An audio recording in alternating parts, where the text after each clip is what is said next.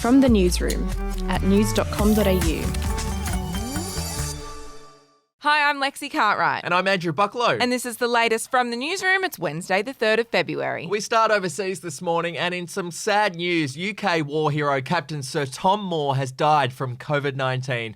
The 100-year-old war veteran won the hearts of the nation with his bid to raise money for National Health Service staff working on the front lines of the pandemic. He ended up raising almost $60 million in the UK. Here's Prime Minister Boris Johnson. Captain Sir Tom Moore was a hero in the truest sense of the word. In the dark days of the Second World War, he fought for freedom, and in the face of this country's deepest post-war crisis, he united us all.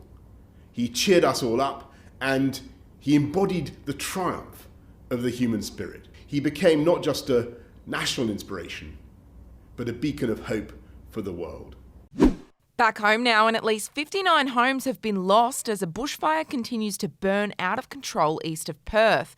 More than 200 firefighters have been battling the massive blaze, which has torn through 9,000 hectares around Wooroloo and has affected the areas of Mundering, Chittering, Northam and the city of Swan.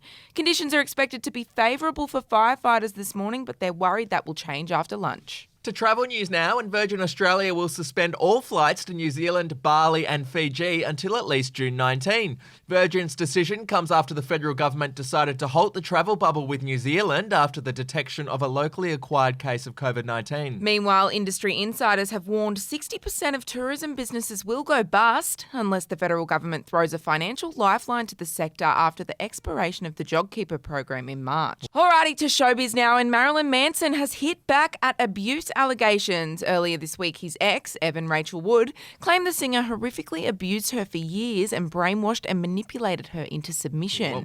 Manson, who was dropped by his record label in the wake of allegations, responded on Instagram and said the recent claims about him are horrible distortions of reality. Okay, finishing with sport, and Australia's test series against South Africa has been postponed due to an unacceptable risk posed by the coronavirus pandemic.